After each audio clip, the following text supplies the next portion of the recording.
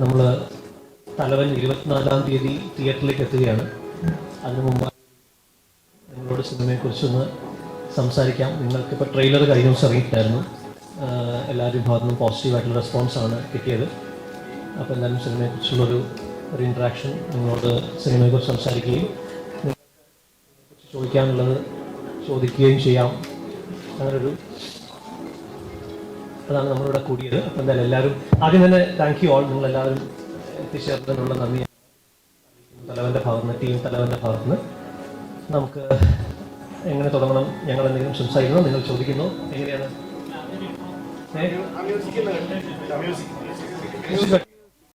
നമ്മുടെ എല്ലാവരുടെയും പ്രിയപ്പെട്ട വിജുചേട്ടൻ, അദ്ദേഹത്തിൻ്റെ ആ ഒരു 30 വർഷത്തെ യാത്ര നമ്മളിവിടെ മാധ്യമ സുഹൃത്തുക്കൾക്കൊപ്പം ആഘോഷിക്കുകയാണ്. ഒരു ചെറിയ കേക്ക് മുറിച്ചുകൊണ്ട് നമ്മളത് ആഘോഷമാക്കുന്നത്. അദ്ദേഹത്തിന് ഇനിയും 30 വർഷങ്ങളോ അതിലപ്പുറമോ ഒക്കെ മലയാള സിനിമയിൽ സ്ഥാനമുണ്ട്.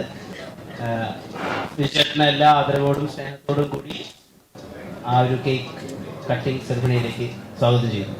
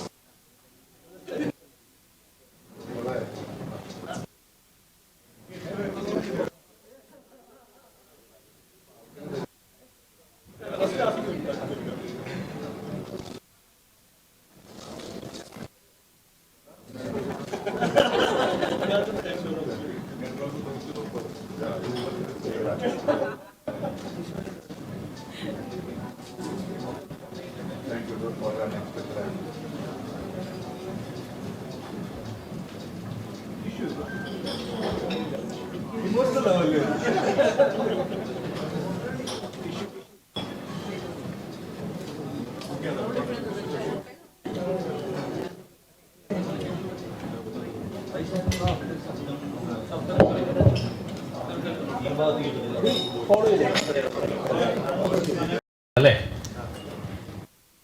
ഞാൻ അരുൺ നാരായൺ, തലവൻ്റെ പ്രൊഡ്യൂസറാണ്. ഈശോ, ചാവേർ എന്ന ചിത്രങ്ങൾക്ക് ശേഷം അരുൺ നാരായൺ പ്രൊഡക്ഷൻസും സിജോ ലണ്ടൻ സ്റ്റുഡിയോസും ചേർന്നാണ് ഈ സിനിമ നിങ്ങളുടെ മുന്നിൽ 24-ാം തീയതി എത്തിക്കുന്നത്. നെയ്യും, അനുശ്രീ, ഗിരീഷ് പോത്തൻ, ജാഫർ ഇടുക്കി, കോട്ടയം നസിക്ക, ശങ്കർ രാമകൃഷ്ണൻ, രഞ്ജിയേട്ടന്, ഒരുപാട് താരങ്ങളുണ്ട് സിനിമയിൽ. ട്രെയിലർ വന്നിട്ടുണ്ട് ഇതിനോടകം. നിങ്ങൾക്കതെല്ലാം മനസ്സിലായിട്ടെന്ന് വിശ്വസിക്കുന്നു. സിനിമയെക്കുറിച്ച് എനിക്കൊന്ന് ജസ്റ്റ് സംസാരിച്ചു സെക്ഷനിലേക്ക് പോവാം. അതിന് താങ്ക് യു എല്ലാവരും വന്നതിന്. നമ്മുടെ സിനിമയെ സപ്പോർട്ട് ചെയ്യാൻ എല്ലാവരും കൂടിയിരിക്കുന്നത് അതിന് ഒരുപാട് ഗ്രാറ്റിറ്റ്യൂഡ് ഉണ്ട്. ഞാൻ ചെയ്തുകൊണ്ടിരിക്കുന്ന പാറ്റേണിൽ നിന്ന് വളരെയധികം മാറി ചെയ്യുന്ന സിനിമയാണ് തലവൻ. തീർച്ചയായിട്ടും ഒരു ത്രില്ലർ ജോണറിൽ വരുന്ന സിനിമയാണ്. 24-ാം തീയതി മെയ് 24-ന് റിലീസാവുകയാണ്. അപ്പോൾ അതിനെക്കുറിച്ച് കൂടുതൽ അറിയിക്കാനും നിങ്ങളുടെ ചോദ്യങ്ങൾ മറുപടി പറയാനും വേണ്ടിയിട്ടാണ് ഇരിക്കുന്നത്. അത്രയേ ഉള്ളൂ. Thank you.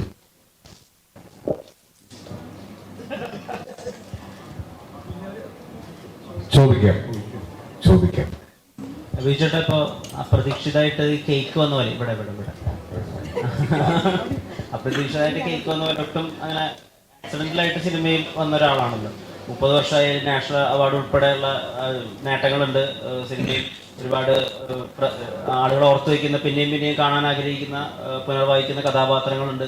30 വർഷത്തെ ജേണി എങ്ങനെയൊന്ന് ഞങ്ങളോടൊന്ന് പറയാം. ഇതിൻ്റെ ജോയ് 30 വർഷത്തോടെ പ്രതീക്ഷിക്കാതെ ഈ വിഘ്നങ്ങൾ തീരം ഗണപതിക്ക് കൊടുക്കുന്ന പോലെ തുടങ്ങിയതാണ്.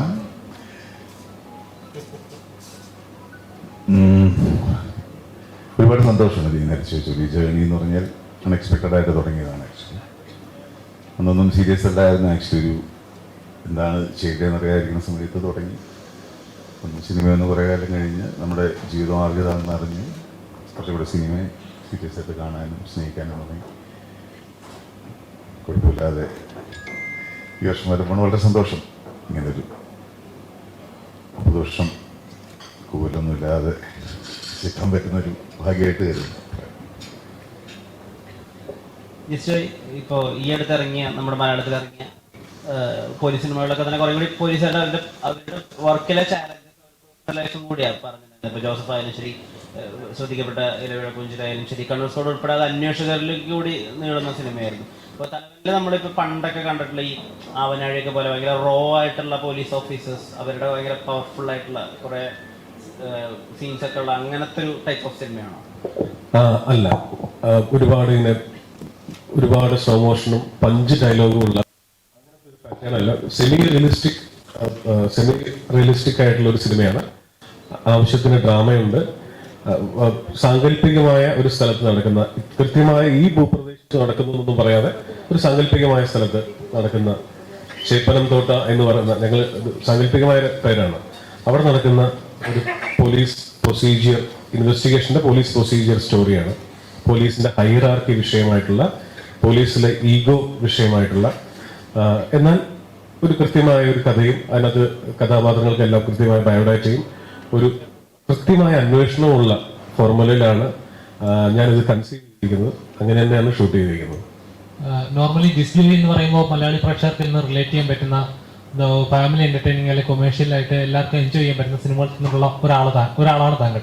അപ്പം അതിൽ നിന്ന് മാറി ഒരു ത്രില്ലർ ജോണിലേക്ക് കരുതിയിട്ടാണോ അതോ അങ്ങനെയല്ല, ഡെലിബറേറ്റ്ലി അങ്ങനെ ബ്രേക്ക് ആയതല്ല. എനിക്ക് ഈ ഇന്നലെ വരെ എന്ന് പറഞ്ഞ സിനിമയുടെ ഷൂട്ടിംഗ് നടക്കുമ്പോഴാണ് ഈ കഥ 2 റൈറ്റേഴ്സിന് അടുത്തൊന്ന് പറയുന്നത്. അപ്പോൾ അത് വളരെയധികം ഇഷ്ടപ്പെട്ടപ്പോൾ നമ്മളെപ്പോഴും അങ്ങനെയാണ്, നെക്സ്റ്റ് സ്റ്റെപ്പ് ആർട്ടിസ്റ്റോട് ഒന്ന് പറഞ്ഞു നോക്കാം, അവർക്കും നമുക്ക് തോന്നി അതേ എക്സൈറ്റ്മെന്റ് തോന്നുമെന്ന്. അങ്ങനെ ഫസ്റ്റ് ആസിഫിനോട് പറഞ്ഞു. ആസിഫിന് വളരെയധികം ഇഷ്ടപ്പെട്ടു. അപ്പോൾ ബിജുവേട്ടൻ ഈ ക്യാരക്ടർ ചെയ്താൽ കൊള്ളാമെന്ന് ഞങ്ങൾക്ക് എല്ലാവർക്കും, പ്രൊഡക്ഷനും ആസിഫിനും എനിക്കും, ഞങ്ങൾക്ക് എല്ലാവർക്കും ബിജുവേട്ടൻ ആ ക്യാരക്ടർ ചെയ്താൽ വളരെ മനോഹരമായിരിക്കും. അപ്പോൾ ഞാൻ നേരത്തെ പറയുമായിരുന്നു, ഇപ്പോൾ സൺഡേ ഹോളിഡേയിൽ ശ്രീനിവാസൻ സാർ ജോയിൻ ചെയ്തപ്പോൾ കിട്ടിയ ഒരു കോൺഫിഡൻസ് ഉണ്ട്. അതേ അളവിലുള്ള കോൺഫിഡൻസ് ബിജുവേട്ടൻ ഇത് കഥ കേട്ട് ഓക്കെ പറഞ്ഞപ്പോൾ ഞങ്ങൾക്ക് തോന്നിയത്. കാരണം ബിജുവേട്ടന് ശരിക്കും ഒരു പോലീസ് ബാക്ക്ഗ്രൗണ്ട് ഉള്ള ആളാണ്. അച്ഛൻ ക്യാമ്പിൽ വളർന്ന ഒരാളാണ്. സോ സെറ്റിൽ എപ്പോഴും ഞങ്ങൾക്ക് എന്തെങ്കിലും റെഫറൻസ് കൃത്യമായിട്ട് ചോദിക്കാവുന്ന, ഞങ്ങളെ കറക്റ്റ് ചെയ്യുന്ന ഒരാളാണ്. പിന്നെ ബിജുവേട്ടന്റെ ഒരു ഹ്യൂജ് ഫാനാണ് ഞാൻ. 30 വർഷമായിട്ട് നമ്മൾ ബിജുവേട്ടനെ കണ്ടോണ്ടിരിക്കുന്ന ചെറിയ കാര്യമല്ല 30 വർഷം എന്ന് പറയുന്നത്. അപ്പോ സ്റ്റിൽ പാഷൻ നഷ്ടപ്പെടാതെ പുതിയ പുതിയ പുതിയ പോലത്തെ സിനിമകളും, എന്നാലൊരു സൈഡിലെ ഓർഡിനറി പോലത്തെ സിനിമകളും, വെള്ളിമൂട പോലത്തെ സിനിമകളും ഇങ്ങനെ ചെയ്ത് നമ്മൾ ഞെട്ടിപ്പിച്ചുകൊണ്ടിരിക്കുന്ന വലിയൊരു അഭിനേതാവാണ്, രാജ്യം അംഗീകരിച്ചിട്ടുള്ള അഭിനേതാവാണ്. അപ്പോൾ കൂട്ടുകെട്ട് ഉള്ളതാണ്. പക്ഷെ വിജയന്മാരുടെ കൂട്ടുകെട്ട് ആദ്യമായിട്ടായിരുന്നു. അത് ഭയങ്കര എക്സൈറ്റഡ് ആയിരുന്നു. അത് എക്സൈറ്റ്മെന്റ് ക്ലീഷയായിട്ടുണ്ടെങ്കിലും വേറെ വേർഡ് കിട്ടാത്തതുകൊണ്ട് പറയാണ്, അത്രയും ആസ്വദിച്ച് ഷൂട്ട് ചെയ്യാൻ പറ്റിയ ഒരു സിനിമയായിരുന്നു തലവൻ. ആസിഫ് പറഞ്ഞത് അതുകൊണ്ടാണോ ഈ സിനിമയിലും? അത് തീർച്ചയായിട്ടും അങ്ങനെ ഒരു ലക്കി ചാം എന്നുള്ള വേർഡിനകത്ത് ഇതുവരെ ചെയ്ത സിനിമകൾക്കൊക്കെ ആസിഫ് ഫിറ്റ് ആയിരുന്നു കഥാപാത്രം. ഇതുവരെ ചെയ്ത എല്ലാ പടങ്ങളും, ഇപ്പോൾ ഈ സിനിമ ഉൾപ്പെടെ. അപ്പോൾ അത് ട്രെയിലർ കണ്ടവർക്ക് മനസ്സിലാവും, രണ്ടുപേരും കട്ടക്ക് പിടിച്ച് ചെയ്തിട്ടുണ്ട്. അപ്പോൾ അങ്ങനെയാണ് അതിനെ കാണുന്നത്.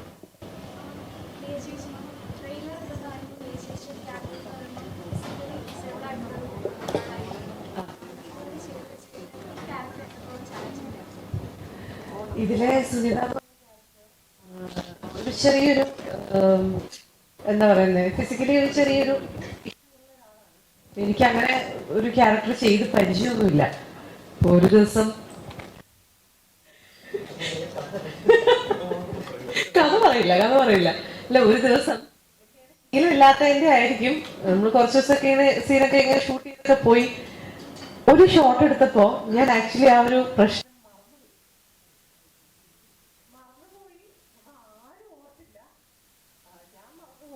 എന്റെ ബീച്ചേട്ടന്റെ കൂടെ ഉണ്ടായിരുന്നത്, ആരും ഓർത്തില്ല.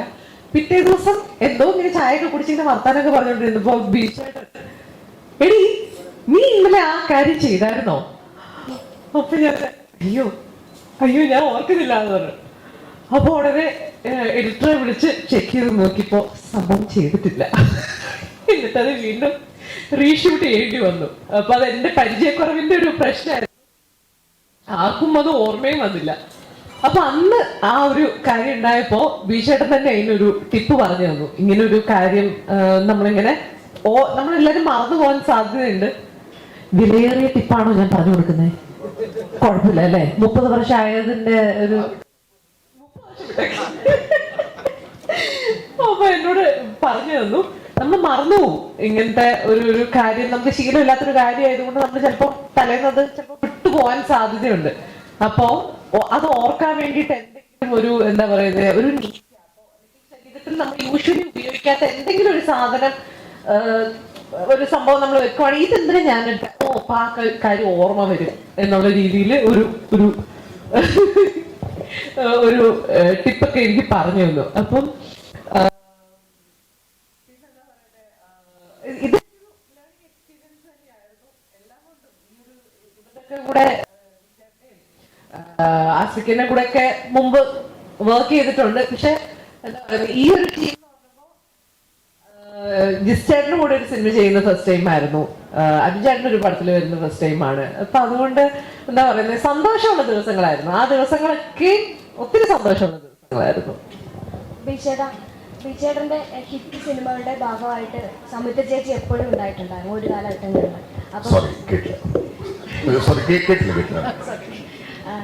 ഒരു കാലഘട്ടത്തില് ബിചേട്ടന്റെ ഹിറ്റ് സിനിമകളുടെ ഭാഗമായിട്ട് സംയുക്ത ചേച്ചി ഉണ്ടായിരുന്നു. അപ്പൊ 30 വർഷം പൂർത്തിയാക്കുന്ന ഈ അവസരത്തിൽ സംയുക്ത ചേച്ചിയെ പറ്റി എന്താണ് പറയുന്നത്? സംയുക്ത ചേച്ചി കൂടെ കൂട്ടിയിട്ട് 22 വർഷമായിട്ടുള്ളൂ. ഒന്നുകൂടി ക്ലിയർ ആയിട്ട് അല്ല, തീർച്ചയായും എനിക്ക് ഒരുപാട് സപ്പോർട്ടുണ്ട്. ഡെഫിനറ്റ്ലി ഒരു ഫാമിലി ബാക്ക്ഗ്രൗണ്ട് നമുക്ക് കറക്റ്റ് ആയാൽ മാത്രമല്ല നമുക്ക് ഫ്രീ ആയിട്ട് സിനിമകളൊക്കെ ചെയ്യാൻ പറ്റുള്ളൂ. ആ രീതിയിൽ സിനിമയിൽ നിന്ന് വന്ന ഒരാളെന്ന രീതിയിൽ സംയുക്തയുടെ സപ്പോർട്ട് വളരെ വലുതാണ്. സിനിമകൾ കണ്ടിട്ടാണെങ്കിലും നമ്മുടെ കുഴപ്പങ്ങളായിരിക്കും ആൾ കൂടുതലായിട്ട് ചെയ്യാൻ, അത് കറക്റ്റ് ചെയ്യാനും വേറെ സിനിമകൾ കാണാൻ പ്രേരിപ്പിക്കാത്ത സിനിമയെ സപ്പോർട്ടീവ് തന്നെയാണ് തീർച്ചയായിട്ടും. ഇപ്പൊ ഒരുപാട് പോലീസ് കഥാപാത്രങ്ങൾ നമ്മൾ കണ്ടു. ഇപ്പൊ പണ്ട് നമ്മൾ പോലീസ് കഥാപാത്രം എന്ന് ഓർക്കുമ്പോൾ സുരേഷ് ചേട്ടനായിരുന്നു ഓർക്കുന്നത്. ഇപ്പൊ അത് ബിചേട്ടനിലേക്ക് മാറിയിട്ടുണ്ട്. അപ്പൊ ഇത് കോൺഷ്യസ് ആയിട്ട് എടുക്കുന്നതാണോ അതോ അത് ചെയ്യാൻ നല്ല ഇഷ്ടമായിട്ട് ചെയ്തതാണോ? ഇത് ആക്ച്വലി സംഭവിച്ചു പോകുന്നതാണ്. നമ്മൾ തുടക്കത്തിൽ ശ്രദ്ധിക്കാതെ അന്ന് കിട്ടുന്ന കഥാപാത്രങ്ങൾ ചെയ്തു പോയിട്ട് അന്നത്തെ നമ്മുടെ ഒരു അപ്പിയറൻസും ഒരു സീരിയസ് റോൾസുമാണ് കൂടുതൽ ചെയ്തത്. അപ്പോൾ ആ സമയത്ത് സപ്പോർട്ടീവ് പോലീസ് ക്യാരക്ടേഴ്സ് റോൾസ് വന്നിരുന്നു. പിന്നെ സിനിമയിൽ കൂടുതൽ ഓപ്ഷന് പോവാതെ ഒരാൾ ഒരു ക്യാരക്ടർ ചെയ്തത് വർക്ക്ഔട്ട് ആയില്ലെങ്കിൽ നാച്ചുറലി അയാൾ ഇതിന് വിളിക്കും. അങ്ങനെ കുറേ സിനിമകൾ ചെയ്തിട്ടുണ്ട്. പിന്നെ നമുക്ക് തന്നെ ഒരു ക്ലീഷയായിട്ട് കുറേ ആൾ അതിൽ നിന്ന് മാറി നിന്നിട്ടുണ്ട്. പിന്നെ വീണ്ടും അത് തുടങ്ങിയത് അനുരാഗരിക്കുമ്പോൾ ഞാനും ആസിയൊക്കെ ചെയ്തതിന് ശേഷമാണ്. പിന്നെ പോലീസ് ക്യാരക്ടേഴ്സ് വരും, പലത് ഒഴിവാക്കാൻ നോക്കും. പക്ഷേ ചില കഥകൾ നമുക്ക് ഭയങ്കര ഇഷ്ടമാവും ചെയ്യാൻ. അപ്പം അതിന് ആ സമയത്ത് കൂടുതൽ ഇഷ്ടം കഥയോട് വരുമ്പോൾ ആ ഒരു വേഷത്തെ പറ്റി അധികം ബോധമില്ലാതിരിക്കും. അതുപോലെ തന്നെ അയ്യപ്പൻ കോശിയിലൊക്കെ വരുമ്പോഴത്തേക്കും ഒരു ഈഗോസ്റ്റിക് ഒരു ഇതുണ്ടല്ലോ, അതുപോലെ തന്നെയാണോ പോലീസിലുള്ള ഒരു ഈഗോസ്റ്റിക് ഇതാണോ ഈ കഥ പറയുന്നത്? ഞാൻ ട്രെയിലർ വന്നപ്പം അങ്ങനെ ഒരു സൂചന ഉണ്ടായിരുന്നു. ഇതൊരു ഈഗോ ബേസ്ഡ് സിനിമയല്ല ആക്ച്വലി. ഇതൊരു പക്ക ഒരു പോലീസ് പ്രൊസീജിയറാണ്. രണ്ടുപേരും വർക്ക് ചെയ്യുന്ന പോലീസാണെന്ന് കേട്ടു. ഒരു ഇൻവെസ്റ്റിഗേഷനാണ്, തറോ ഇൻവെസ്റ്റിഗേഷനാണ്, ത്രില്ലിംഗ് ആയിട്ടുള്ള ഇൻവെസ്റ്റിഗേഷൻ. എല്ലാ ഒരു സീനിൽ നടത്ത സീനിലേക്ക് എന്താണെന്ന് നടക്കാൻ പോകുന്നത് നമുക്ക് കഥ കേട്ടപ്പോൾ ഉണ്ടായിരുന്ന അതേ ആകാംക്ഷ പ്രേക്ഷകരിലേക്ക് എത്തിക്കാൻ വേണ്ടിയിട്ടും നല്ല രീതിയിൽ മേക്ക് ചെയ്യുന്നത് തന്നെയാണ് വിഷയം. ഇപ്പോ ചില ആക്ടേഴ്സ് പോലീസ് റോള് ചെയ്യുമ്പോഴാണ് അവരുടെ ഒരു സ്റ്റാർഡം ഒക്കെ അടുത്ത ലെവലിലേക്ക് പോകും. സൂര്യ സിംഗം ചെയ്യുന്നു, അല്ലെങ്കിൽ കമലഹാസൻ കാക്കിസട്ടൊക്കെ ചെയ്യുമ്പോഴാണ് അത് അവരുടെ സ്റ്റാർഡം നെക്സ്റ്റ് ലെവലിലേക്ക് പോകും. അപ്പോൾ ഇവിടെ ആയാലും ഇപ്പോൾ ഈ 1.5 വർഷം കൊണ്ട് 5 ട്രാൻസ്ഫർ എന്നൊക്കെ പറയുന്നത് ഒരു വലിയ മാസ് കാര്യമായിട്ടാണല്ലോ നമുക്ക് ഫീൽ ചെയ്യുന്ന ട്രെയിലർ കാണുമ്പോൾ. അപ്പോൾ ഇത് ആ വിധത്തിൽ സ്റ്റാർഡം കൂടി കുറച്ചുകൂടി എക്സ്പ്ലോർ ചെയ്യുന്ന പടമായിരിക്കും ആസിഫയുടെ തലവൻ. അങ്ങനെ ചോദിച്ചാൽ അത് കണ്ടു നോക്കിയതിനു ശേഷം നിങ്ങൾ ജഡ്ജ് ചെയ്യേണ്ടതാണ്. കാര്യം ഇതിൽ ഭയങ്കര സൂപ്പർ നാച്ചുറൽ ആയിട്ടുള്ള ഒരു പോലീസ് ഓഫീസറോ ഈ പറയുന്ന പോലെ കാക്കയോ അങ്ങനെയുള്ള റെഫറൻസ് ഒരു സമയത്ത് മലയാള സിനിമയിൽ ഉണ്ടായിരുന്നു. നമുക്ക് കാണാൻ ഇഷ്ടപ്പെടുന്ന പോലീസ് ഓഫീസർ എന്ന് പറയുമ്പോൾ എപ്പോഴും ഭയങ്കര മസ്കുലർ ആയിട്ടുള്ള ഭയങ്കര സ്റ്റൈലിഷ് ആയിട്ടുള്ള ഓഫീസേഴ്സ് ആയിരുന്നു. പക്ഷെ നമുക്ക് മലയാള സിനിമയിൽ എപ്പോഴും കുറച്ചും കൂടെ നമ്മളുടെ ഒരു എവറിഡേ ലൈഫിൽ കാണുന്ന പോലത്തെ പോലീസുകാരോടാണ് നമുക്ക് താല്പര്യം. അപ്പൊ അങ്ങനത്തെ ഒരു പോലീസുകാരൻ ചെയ്യാനാണ് എന്നെ കൊണ്ട് പറ്റുള്ളൂ. എനിക്കൊരു ഭയങ്കര ഭീകരനായ ഒരു പോലീസ് ഓഫീസർ ആവാൻ പറ്റുമെന്ന് എനിക്ക് തോന്നുന്നില്ല. അപ്പം അത്തരത്തിലുള്ള ലിമിറ്റേഷൻസിൽ നിന്നുകൊണ്ടാണ് ഈ സിനിമ ചെയ്തിട്ടുള്ളത്. പക്ഷെ ഇതുവരെ ഇപ്പൊ കൂമനിലും കുറ്റം ശിക്ഷയിലും ഒക്കെ ചെയ്തതിനേക്കാൾ ചിലപ്പോൾ കുറച്ചുകൂടെ കൊമേഴ്ഷ്യൽ ആയിട്ടുള്ള ഒരു ഫ്ലേവർ ഈ കാർത്തിക് എന്ന് പറഞ്ഞ ക്യാരക്ടറിന് ഉണ്ടാവും. തീർച്ചയായിട്ടും അത് അങ്ങനെ കിട്ടിയാൽ സന്തോഷം. ആസ്മിക, മലയാളികളുടെ യൂത്ത് ഐക്കണായിട്ടുള്ള യൂത്ത് സ്റ്റാർ എന്ന് തന്നെ പറയാം. ഒരുപാട് സിനിമകളിൽ അങ്ങനെ കണ്ടിട്ടുണ്ട് ഞങ്ങള്. അപ്പൊ അങ്ങനെ ഒരു പരിവേഷം ഉള്ളത് കൊണ്ട് തന്നെ ഒരു പ്രതിനായകനായിട്ട് ഒരു വില്ലൻ വേഷങ്ങൾ മിസ് ചെയ്യുന്നുണ്ടോ? ഇല്ല, ഞാൻ ചെയ്യാറുണ്ട്. പിന്നെ ഇടികൊള്ളുന്ന ഒരു വില്ലനാവാൻ എനിക്ക് താല്പര്യമില്ല.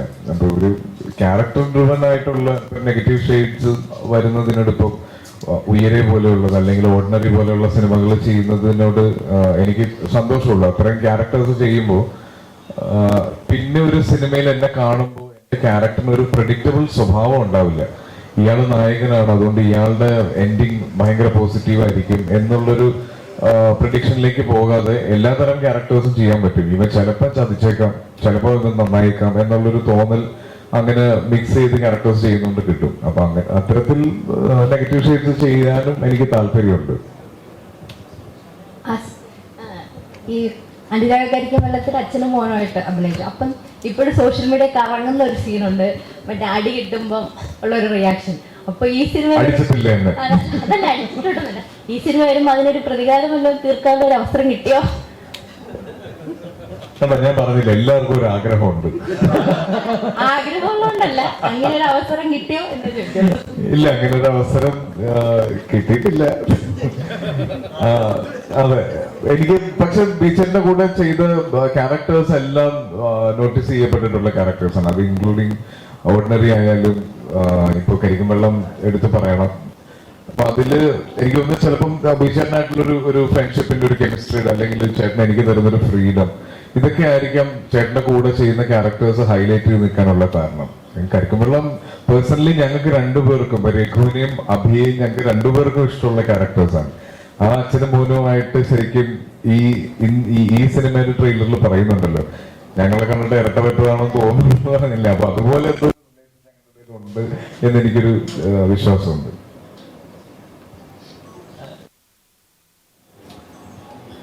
ജിസേട്ടപ്പോ നേരൊക്കെ കണ്ടപ്പോ നമുക്ക് കോടതിയിലെ ഒരുപാട് പ്രൊസീജിയർ കാര്യങ്ങളൊക്കെ മനസ്സിലായിട്ടുണ്ട്. ചില സിനിമകളൊക്കെ അങ്ങനെ എഡ്യൂക്കേറ്റിംഗ് ആണല്ലോ. അങ്ങനെ ഓൾറെഡി പ്രേക്ഷകന് അറിയാവുന്ന കാര്യങ്ങളില്ലേ, അതെല്ലാം ഞാൻ സൂചിപ്പിച്ചു പോയിട്ടേ ഉള്ളൂ. ഇപ്പൊ വരുമ്പോ ആ കോടതിയെ എത്രത്തോളം ചെറുതാക്കി കാണിക്കാം എന്ന്. ഇപ്പൊ ഒരു സംഭവം നടന്നു, ആ സംഭവത്തിന് ശേഷം നമുക്കറിയാം ഇന്ന ഫോർമാലിറ്റീസ് ഉണ്ട്, അതെല്ലാം ഒരു മൊണ്ടാഷ് പോലെ കാണിച്ചു പോയിട്ടുള്ളൂ. ബാക്കി പ്രേക്ഷകർക്ക് അറിയാലോ. അത് ഡീറ്റെയിൽ ചെയ്യാൻ ശ്രമിച്ചിട്ടില്ല. ഡീറ്റെയിൽ ചെയ്തിട്ടുണ്ട്, പക്ഷെ വലിച്ചു നീട്ടാൻ ശ്രമിച്ചിട്ടില്ല. ഇപ്പൊ ആസിഫായിട്ട് ഇത്രയധികം സിനിമകൾ ചെയ്യുന്നത് നിങ്ങളുടെ ഫ്രണ്ട്ഷിപ്പിന്റെ കൂടെ ഒരു ഫാക്ടർ ഉണ്ടാവില്ല ഉണ്ടെങ്കിലും. അപ്പോ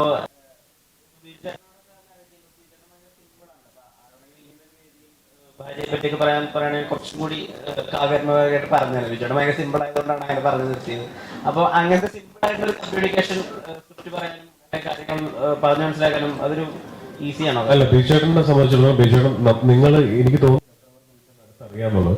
എന്നാൽ ബീച്ചേട്ടനെ അടുത്ത് അറിയുന്നവർക്ക് കാര്യം മനസ്സിലാക്കുന്നതിൽ നമ്മൾ പറഞ്ഞു തുടങ്ങുമ്പോഴേ ബീച്ചേട്ടൻ അതിന്റെ എൻഡ് എന്താണെന്ന് മനസ്സിലാക്കാം. ഇപ്പൊ ഒരുപക്ഷെ ഇത്രയും വർഷത്തെ എക്സ്പീരിയൻസ് കൊണ്ടായിരിക്കാം, കുറച്ച് കഴിവുണ്ട്, അങ്ങനെ ആയിരിക്കാം. പക്ഷെ ഞാൻ വിചാരിച്ചിരുന്നത് ബീച്ചേട്ടൻ കഥ പറയാൻ വേണ്ടി പോകുമ്പോൾ വളരെ ലേസി ആയിട്ടുള്ള ഒരാളായിരിക്കും. അപ്പൊ ഞാൻ കഥ പറയാൻ ചെന്നപ്പോൾ ചോദിച്ചു, ബീച്ചേട്ടാ ഈ കഥ 45 മിനിറ്റിലും പറയാം, 2.25 മണിക്കൂറിലും പറയാം, ഞാൻ എങ്ങനെ പറയണം? അപ്പൊ ഞാൻ പ്രതീക്ഷിക്കുന്ന മറുപടി നീ ചുരുക്കി പറ എന്നുള്ളതായിരിക്കും. പുള്ളി ഒന്ന് നീ വലുതാക്കി പറ, നിനക്ക് എത്രത്തോളം ഭംഗിയായിട്ട് പറയാൻ പറ്റുമോ അത്രത്തോളം ഭംഗിയായിട്ട് പറയുന്നത്. ഷോക്കിംഗ് ആയിരുന്നു. ഞാൻ അങ്ങനത്തെ ഒരു മറുപടി അല്ല പ്രതീക്ഷിച്ചത്. സോ ബീച്ചേട്ടനോട് കഥ പറഞ്ഞു. കഥ മൊത്തം കേട്ട് കഴിഞ്ഞിട്ട് ഓരോ കഥാപാത്രത്തിന്റെ പേര് ഉൾപ്പെടെയാണ് ബീച്ചേട്ടൻ തിരിച്ചു ചോദിക്കുന്നത്. അയാൾ എന്തുകൊണ്ടായിരിക്കും, ഇപ്പൊ മാത്യു, അങ്ങനെ ഓരോ കാര്യങ്ങളും. അതെനിക്ക് ബീച്ചേട്ടനെ, ആ ഒരു ബീച്ചേട്ടനെ എനിക്ക് അറിയില്ല. ബീച്ചേട്ടനെ മുൻപ് പരിചയപ്പെട്ടിട്ടില്ല സിനിമ ചെയ്യുന്നവരെ. ബീച്ചേട്ടൻ കാര്യങ്ങൾ മനസ്സിലാക്കുന്നതിൽ ഈ ഇരിക്കുന്ന ആർക്കറിയുന്നതിനേക്കാളും വളരെ ഷൂഡായിട്ടുള്ള ഒരു വ്യക്തിയാണ്. ജിസേട്ടാ നോർമലി ഒരു ത്രില്ലർ പടം എന്ന് പറയുമ്പോൾ ഓരോ 10 മിനിറ്റിലും വെച്ചെങ്കിലും ഒരു ട്വിസ്റ്റ് കൊടുത്ത് പ്രഷനെ ഉണ്ടല്ലോ. ഇപ്പൊ തലവനിലായാലും ശരി അങ്ങനെ ഒരു എലിമെന്റ് ഉണ്ടെന്ന് വിശ്വസിക്കുന്നു. അപ്പൊ രണ്ടുപേര് ആസിഫിക്കായാലും വിജയനും ആ ഒരു കോമ്പോ ഒരുപാട് സിനിമകൾ അങ്ങനെ കണ്ടിട്ടുണ്ട്. അപ്പം ഈ സിനിമയിൽ അങ്ങനെ എന്തെങ്കിലും ഉണ്ടോ, അത് സർപ്രൈസ് എലിമെന്റ്? അല്ല, അതാ പറഞ്ഞത്, നേരത്തെ വിചാരം പറഞ്ഞ പോലെ അങ്ങനെ ഒരു ഈഗോ ക്ലാഷിന്റെ കഥയല്ല നമ്മൾ പറഞ്ഞിരിക്കുന്നത് കേട്ടോ. കാരണം എനിക്കൊന്ന് ട്രെയിലർ കണ്ടപ്പോഴും പോസ്റ്റർ കണ്ടപ്പോഴും ഒത്തിരി പേര് നമ്മളോട് ചോദിക്കുന്നത് ഇതൊരു ഈഗോ ക്ലാഷിന്റെ കഥയാണോ എന്നുള്ളതാണ്. പക്ഷെ ഈഗോ ക്ലാഷിന്റെ കഥയല്ല. ഒരിക്കലും ഒരു അയ്യപ്പനും കോശിയോ പോർത്തൊഴിലോ പ്രതീക്ഷിച്ചുകൊണ്ട് ഈ സിനിമ കാണരുത്. കാരണം അതല്ല ഞങ്ങൾ പറഞ്ഞിരിക്കുന്ന ഒരു കഥ. അതൊരു സബ് ലെയർ മാത്രമാണ് രണ്ടുപേരുടെ. ഉറപ്പായിട്ടും ഒരേ സ്റ്റേഷനിൽ വർക്ക് ചെയ്യുന്ന 2 പോലീസുകാരുടെ കഥ പറയുമ്പോൾ പോലീസിന്റെ ഒരു ഹൈറാർക്കി പറഞ്ഞു പോയിട്ടുള്ളൂ. പോലീസിലുള്ള ഒരു ഹൈറാർക്കി ഉണ്ടല്ലോ, കോൺസ്റ്റബിളിന്റെ മുകളിൽ SI, SIയുടെ മുകളിൽ CI, അങ്ങനെ ആ ഹൈറാർക്കി തമ്മിലുള്ള ഈഗോ പറഞ്ഞു പോയിട്ടുണ്ട്. ഇവര് തമ്മിലുള്ള ഈഗോയും പറഞ്ഞു പോയിട്ടുണ്ട്. പക്ഷെ ഈഗോ അല്ല ഈ സിനിമ. ഇത് കൃത്യമായിട്ട് ഞാൻ തുടക്കത്തിൽ പറഞ്ഞ പോലെ പോലീസ് ഇൻവെസ്റ്റിഗേഷൻ തന്നെയാണ്, കുറ്റാന്വേഷണ കഥയാണത്. അരുൺ, ഇപ്പൊ മലയാള സിനിമയുടെ ഏറ്റവും സുവർണ കാലഘട്ടം ആണെന്നാണ് ഇപ്പോൾ ഗുരുവായൂർ അമ്പലനടയിൽ ഭയങ്കര സൂപ്പർ ഹിറ്റ് ആയിട്ട് ഓടിക്കൊണ്ടിരിക്കുന്നു. സൂസു പ്രണയകഥ വലിയ വിജയമാണ്. ഇപ്പോൾ ഏറ്റവും ഇൻഡസ്ട്രി ഹിറ്റ് എന്നൊക്കെ പറയാവുന്ന രീതിയിൽ മഞ്ഞുമലും അല്ലെങ്കിൽ പ്രേമലൊക്കെ 100 കോടിയിലേക്കുന്നു. അപ്പോൾ നമ്മളൊരു പ്രൊഡക്റ്റ് ആയിട്ട് വരുമ്പോൾ ഇപ്പോൾ സത്യം പറഞ്ഞാൽ പ്രഷറാണോ അതോ നല്ലതാണെങ്കിൽ സ്വീകരിക്കുമായ കോൺഫിഡൻസ് ആണോ? ഇന്നത്തെ പ്രൊഡ്യൂസർ നല്ല രീതിയിൽ എങ്ങനെ? പ്രഷറില്ല. ഇപ്പം നമ്മൾ ജെന്യുവനായിട്ടൊരു എഫേർട്ട് എടുക്കുന്നു. ആ എഫേർട്ട് നിങ്ങളുടെ മുന്നിലേക്ക് വെക്കുന്നു. അത് നിങ്ങളാണ് ജഡ്ജ് ചെയ്യേണ്ടത്. പ്രേക്ഷകർ കണ്ട് ഇഷ്ടപ്പെടേണ്ട കാര്യമാണത്. നമ്മൾ ഒട്ടും മുൻവിധികളോടെ അല്ലെങ്കിൽ മുൻവിധികളുമായിട്ട് നിങ്ങളോട് സംസാരിക്കുകയോ അല്ലെങ്കിൽ നമ്മൾ ഒരിക്കലും നമുക്ക് അങ്ങനെ അതൊരു മാജിക്കാണല്ലോ. സിനിമ എന്ന് പറയുന്നത് തിയേറ്ററിൻ്റെ ഉള്ളിൽ സംഭവിക്കുന്ന ഒരു മാജിക്കാണ്. യാതൊരുവിധ പ്രഡിക്ഷനും നമുക്ക് പറ്റാത്തൊരു കാര്യമാണ്. നമ്മൾ എടുക്കുന്ന എഫേർട്ട് വളരെ സിൻസിയർ ആയിരിക്കുക, നമ്മൾ എടുക്കുന്ന എഫേർട്ട് വളരെ ജെന്യൂൻ ആയിരിക്കുക എന്നുള്ളതിൽ വിശ്വസിക്കുന്ന ഒരാളാണ് ഞാൻ. അപ്പോൾ അത് ഈ സിനിമയിൽ ഉണ്ടായിട്ടുണ്ട്. ബാക്കി പ്രേക്ഷകർ തീരുമാനിക്കേണ്ട കാര്യമാണ്. പ്രഷർ എന്തായാലും ഇല്ല. അപ്പം നമുക്കങ്ങനെ സിനിമകൾ വിജയിക്കുന്ന കാണുമ്പോൾ നമുക്ക് ഭയങ്കര സന്തോഷമല്ലേ. ഇപ്പം കഴിഞ്ഞ 6 മാസത്തിനിടയ്ക്ക് ഇപ്പം 5 മാസം കഴിയുന്നു. ഈ 5 മാസത്തിനിടയ്ക്ക് ഇന്ത്യയിൽ ഏറ്റവും കൂടുതൽ വിജയങ്ങൾ സമ്മാനിച്ച ഇൻഡസ്ട്രിയാണ് മലയാളം, അല്ലേ? 5 സിനിമകൾ 6 സിനിമകളോളം 100 കോടി ക്ലബിൽ കയറി, 2 സിനിമ 200 കോടി ക്ലബിലേക്ക് എത്തിയിട്ടുണ്ട്. അത് വലിയ നേട്ടം തന്നെയാണ് മലയാളത്തെ സംബന്ധിച്ചിടത്തോളം. അപ്പം അത് ശരിക്കും പറഞ്ഞാൽ അത് നമ്മുടെ പ്രേക്ഷകരുടെ അകമഴിഞ്ഞ സപ്പോർട്ട് ഉണ്ടായിട്ടുണ്ട്. തിയേറ്ററിലേക്ക് വന്ന് സിനിമ കാണാനുള്ള പ്രേക്ഷകരുടെ ആ മനോഭാവം ഭയങ്കരമായിട്ട് ചേഞ്ച് ആയിട്ടുണ്ട്. അത് നമുക്ക് ഉറപ്പായിട്ട് സന്തോഷം തരുന്ന കാര്യമാണ്. സിനിമ നന്നായാൽ ഉറപ്പായും പ്രേക്ഷകർ തിയേറ്ററിലേക്ക് വരും എന്ന അടിവര ഇടുന്ന കാര്യങ്ങൾ തന്നെയാണ്. അത് ഉറപ്പായിട്ടും 100% സന്തോഷം തരുന്ന കാര്യമാണ്. ടെർബോയുടെ റിലീസ് ഈ സിനിമ മാറ്റാൻ വകുപ്പുണ്ടെങ്കിൽ മാറ്റിയാനായിരുന്നു. ആസ് എ പ്രൊഡ്യൂസർ പേടിയുണ്ടോ പടം ഇറക്കുമ്പോൾ ടെർബോ ഇരിക്കുമ്പോൾ?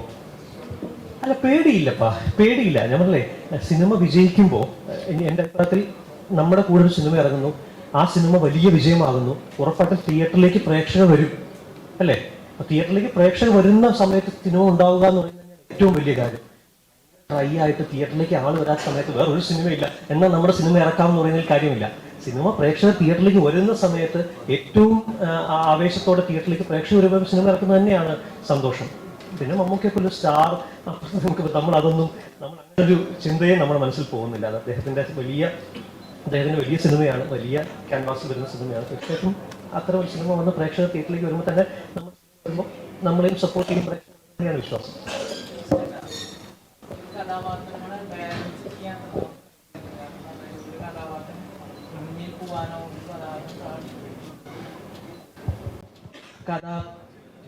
കഥാപാത്രങ്ങളെ ബാലൻസ് ചെയ്യാൻ എത്രത്തോളം ശ്രമിച്ചിട്ടുണ്ട്? ഇപ്പൊ ആസിഫിക്കയുടെ കഥാപാത്രം മുകളിൽ പോകാനോ പാടില്ല, അല്ലെങ്കിൽ ബിജു ചേട്ടനോ? 2 ഹീറോസിനെ വെച്ച് സിനിമ ചെയ്യുമ്പോൾ, ഒന്നിലധികം ഹീറോസിനെ വെച്ച് ചെയ്യുമ്പോൾ എപ്പോഴും അത് എഴുത്തിൽ ശ്രദ്ധിക്കേണ്ട ഒരു കാര്യമാണെന്ന് എനിക്ക് തോന്നുന്നു. എഴുത്തിലും അതിനൊപ്പം തന്നെ മേക്കിങ്ങിലും. കാരണം 2 പേരും ഫേസ് വാല്യൂ ഉള്ള, 2 പേരും മാർക്കറ്റ് വാല്യൂ ഉള്ള, ഫാൻസ് ഉള്ള, എന്താ പറയുക, അങ്ങനത്തെ 2 താരങ്ങളാണ്. സോ ഫസ്റ്റ് ശ്രദ്ധിക്കുന്നത് 2 പേർക്ക് നമ്മളായിട്ടൊരു കുഴപ്പം ഉണ്ടാക്കരുത്. പിന്നെ എത്രത്തോളം ഇത്രയും ഹൈ പൊട്ടൻഷ്യൽ ആയിട്ടുള്ള 2 ആർട്ടിസ്റ്റുകളാണ്. അവരെ എത്രത്തോളം ജെല്ല് ചെയ്ത് ഉപയോഗിക്കാൻ പറ്റും, ഇത്ര മനോഹരമായിട്ട് ഉപയോഗിക്കാൻ പറ്റും എന്നുള്ളത് ശ്രദ്ധിച്ചിട്ടുണ്ട്. അത് എനിക്ക് തോന്നുന്നു സിനിമ ഇവർ 2 പേരും കണ്ടതാണ്. അത് ഒരാൾ മുകളിലോ ഒരാൾ താഴെയോ അങ്ങനെ ആക്കിയിട്ടല്ല ഈ സിനിമ തുടങ്ങുന്നതും തീരുന്നതും. എന്തുകൊണ്ട് തലൈവെന്ന് പേര് വന്നു? തലൈവനല്ല, തലവൻ. തലവൻ ഈ പറയുന്ന ഈ സിനിമയിൽ എവിടെയും നമ്മൾ ആരാണ് തലവനെന്ന് ഇതുവരെ ഞങ്ങൾ പറഞ്ഞിട്ടില്ല. അത് സിനിമ കണ്ടിട്ട് തീരുമാനിക്കേണ്ട ഒരു കാര്യമാണ്. തീർച്ചയായിട്ടും ഞാൻ അതിന്റെ റൈറ്റർ എന്ന് വെച്ചാൽ സംഭാഷണം എഴുതിയിട്ടുള്ള ആളാണ്. വേറെ രണ്ടുപേരെ എഴുതിയിരിക്കുന്നത്. ഞാൻ ഇതിനെ സംവിധായകൻ എന്നുള്ള രീതിയിൽ പറയാം. ഇത് ഞാൻ മനസ്സിലാക്കുന്ന തലവൻ സിസ്റ്റം തന്നെയാണ്. പോലീസിലെ വളരെ വാരീഡ് ആയിട്ടുള്ള സിസ്റ്റം തന്നെയാണ് ഇവിടെ തലവൻ എന്ന് പറയുന്നത്. ജിസേട്ടാ, ഇപ്പൊ റിവ്യൂ ബോംബിംഗ് ഓഡിയൻസിനെ തിയേറ്ററിലേക്ക് എത്തിക്കുന്നില്ല എന്നുള്ളൊരു തോന്നലുണ്ട്. അതോ പ്രേക്ഷകരോട് എന്താണ് ഇത് പറയാനുള്ളത്? ഒരിക്കലും അങ്ങനെ ഒരു തോന്നലില്ല, ഒരിക്കലും ഇല്ല. അതിനെ നമുക്ക് ഒരിക്കലും ആ ഒരു വിഷയത്തെ എതിർത്ത് ജയിക്കാൻ പറ്റില്ല. അത് എതിർക്കുന്ന ശുദ്ധ മണ്ടത്തരവുമാണ്. കാരണം കാശ് കൊടുത്ത് സിനിമ കണ്ട ഒരാൾക്ക് അവനവന്റെ അഭിപ്രായം എവിടെ നിന്നും പറയാം. വീട്ടിൽ നിന്ന് പറയാം, ക്യാമറ നോക്കി പറയാം, മുകളിൽ നിന്ന് പറയാം, ബസ്സിലിരുന്നും ട്രെയിനിലിരുന്നും പറയാം. അതിനൊരിക്കലും നമുക്ക് എതിർത്ത് ജയിക്കാൻ പറ്റില്ല. അതിനെ വെൽക്കം ചെയ്യാൻ മാത്രമേ പറ്റത്തുള്ളൂ. നമുക്ക് ഒന്ന് ആലോചിച്ച് നോക്കി. ഇപ്പൊ അരുൺ പറഞ്ഞതിന്റെ തുടർച്ചയാണ് ഞാൻ പറയുന്നത്. കഴിഞ്ഞ ഈ 5 മാസത്തിനുള്ളിൽ അവിടെ നിൽക്കട്ടെ, ഇത്ര മനോഹരമായ സിനിമകളാണ് നമ്മുടെ ഇൻഡസ്ട്രി സമ്മാനിക്കുന്നത്. മറ്റ് ദേശത്തുള്ള വിശ്വനകം മുരുകദോസിന്റെ സിനിമയാണ് ഇപ്പോൾ ചെയ്തുകൊണ്ടിരിക്കുന്നത്. മറ്റ് സിനിമയിലുള്ള മറ്റ് ഇൻഡസ്ട്രിയിലുള്ള ആൾക്കാർ നമ്മുടെ ഇൻഡസ്ട്രിയിലെ ആൾക്കാരെ അങ്ങോട്ട് കൊണ്ടുപോകുന്നു. അവർ മലയാള സിനിമയെ വളരെ പോസിറ്റീവായിട്ട് ഉറ്റുനോക്കുന്നു എന്ന് പറയുന്നത് തന്നെ ഈ കാലത്ത് സിനിമ ചെയ്യാനുള്ള ഏറ്റവും വലിയ ധൈര്യമാണ്. എന്ത് കണ്ടന്റും ഇപ്പൊ സിനിമയാക്കാൻ പറ്റുമല്ലോ. അത് വെൽക്കമിങ് ആണ് കേട്ടോ. ഒരു രീതിയിലും അത് വോൾഹാർട്ടഡ്ലി പറയുന്നതാണ്. നമുക്ക് ഒരിക്കലും അവരെ കുറ്റം പറയാനോ എതിർക്കാനുള്ള അവകാശമില്ല. അങ്ങനെ വിശ്വസിക്കുന്ന ഒരാളാണ്. ചേട്ടൻ്റെ സിനിമകളിലെ ഡയലോഗുകൾ ഉണ്ടല്ലോ, എതിരെ നിൽക്കുന്നതിൻ്റെ ഉള്ളിൽ മനുഷ്യന് വിരലുകൾ തന്നിട്ടുള്ളത് ചേർക്കാനാണ്. അപ്പോൾ ഈ പടത്തിലെ ഡയലോഗ് എഴുതുമ്പോൾ അങ്ങനെയുള്ള നന്മ നിറഞ്ഞ ഡയലോഗുകൾ എഴുതാൻ പറ്റാത്തൊരു ദിവസം കിടന്നായിരുന്നു? ഇല്ല, നന്മ നിറഞ്ഞ ഡയലോഗുകൾ എഴുതണമെങ്കിൽ വേറെ ഒരുപാട് മാർഗങ്ങളുണ്ടല്ലോ. നമുക്ക് ഈ പറയുന്ന മറ്റ് പ്രസിദ്ധീകരണങ്ങളിലാണ് എഴുതാം. അങ്ങനെയൊന്നുമില്ല. എനിക്ക് ഒരു സിനിമ, ആ സിനിമയ്ക്ക് ഇപ്പോൾ ഫോർ എക്സാമ്പിൾ ഇപ്പം ഞാൻ പാട്ടുകൾ എഴുതുന്നുണ്ട്. ഇപ്പോൾ സൺഡേ ഹോളിഡേയിൽ മഴപാടും കുളിരായി എന്നുള്ള പാട്ട് എഴുതിയത് ഞാനാണ്. ഒരു നോക്ക് കാണുവാൻ കാത്തിരുന്നവൾ മിഴി അകന്നു പോയോ എന്ന് എഴുതിയതും അതേ സിനിമയിൽ തന്നെ കണ്ടോ നിന്റെ കണ്ണിൽ പ്രചണ്ഡനം എന്ന് എഴുതിയതും ഞാൻ തന്നെയാണ്. അപ്പോൾ സിനിമയ്ക്ക് മാച്ച് ചെയ്യുന്ന രീതിയിലുള്ള സംഭാഷണങ്ങൾ എഴുതുക എന്നുള്ളതാണ് ഉദ്ദേശിക്കുന്നത്. അല്ലാണ്ട് അങ്ങനെ ഒരു ഫോഴ്സ്ഫുള്ളി ചെയ്താൽ എന്തും പോലെ ഏച്ച് കെട്ടിയാലും മുഴച്ചു നിൽക്കും എന്ന് പറയുന്ന പോലെ അതെപ്പോഴും ശ്രദ്ധിക്കാറുണ്ട്. പ്രത്യേകിച്ച് സിനിമ ഇപ്പോൾ വളരെ റിയലിസ്റ്റിക്, താങ്കൾ ചോദിച്ച പോലെ അത്രയും റിയലിസ്റ്റിക് ആയിട്ട് സംസാരിക്കുന്ന സമയമാണ് സിനിമ. അപ്പോൾ അത്രയും സിമ്പിളായിട്ട് എഴുതാനാണ് ശ്രമിച്ചിരിക്കുന്നത്. ഈ ഹോട്ടലിലൊക്കെ മുമ്പ് കോസ്റ്റ് പ്ലസ് GST എന്നൊക്കെ പറയുന്ന പോലെ ജസ്റ്റ് അതിനെടുത്താൽ ലിറിസിസ്റ്റിന്റെ അതും നടക്കുമോ? അതല്ല, അത് പാട്ട് ഒരുപക്ഷെ പാട്ടെഴുത്ത് ഞാൻ സിനിമാ സംവിധായകനാകണം എന്ന് ആഗ്രഹിക്കുന്നതിനേക്കാൾ മുൻപ് ആഗ്രഹിച്ചിരുന്നതാണ് പാട്ടെഴുത്തുകാരനാകണമെന്നുള്ളത്. അപ്പോൾ ഓഫ് കോഴ്സ് മറ്റൊരാളെ പറഞ്ഞ് എൻ്റെ സിനിമയുടെ മൂഡ് ഇതാണ്, ഇങ്ങനെ എഴുതണം എന്നൊക്കെ പറയുന്നതിനേക്കാൾ നല്ലത് എനിക്ക് തന്നെ എഴുതാൻ അല്ലേ, അത് ഇഷ്ടമുള്ള ഒരാളായി ചെയ്യുന്നതാണ്.